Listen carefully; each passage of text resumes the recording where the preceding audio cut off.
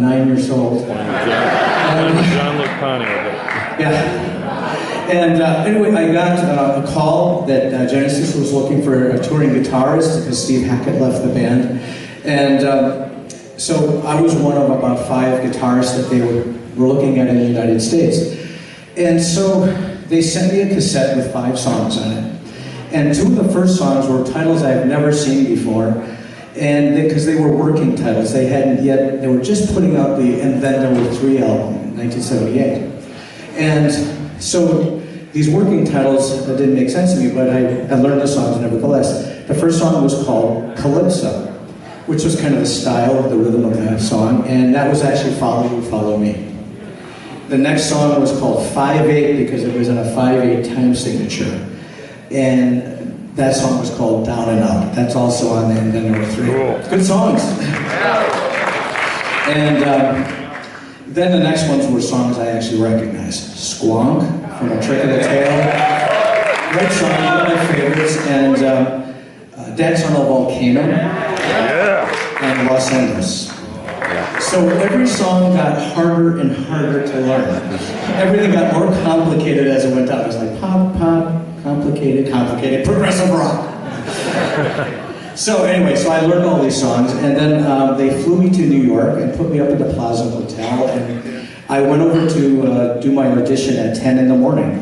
And so I arrived there, and I expected to see the whole band, and it wasn't the whole band, it was just Mike.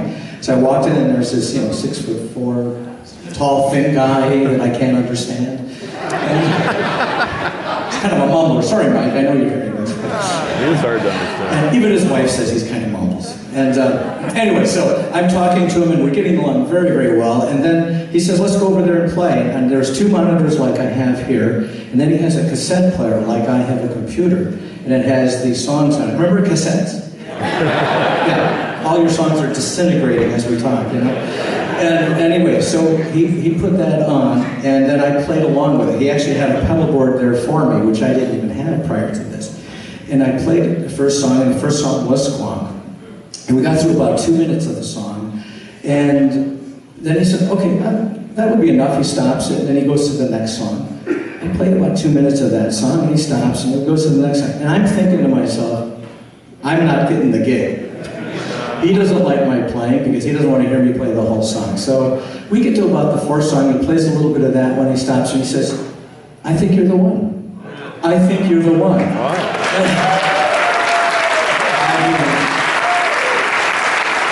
was pretty blown away by that. And so I basically thought he was just lying to me. So I go back to my hotel, and he doesn't have to face saying no.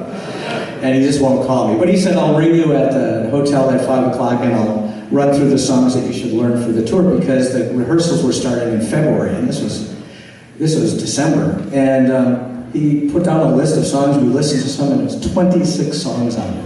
I thought I had to learn 26 songs, but what it was, I had to learn some segments because they do so many medleys. And so, anyway, I went and did the rehearsals, and everything kind of turned out okay. So I've been there since 1978. Yeah.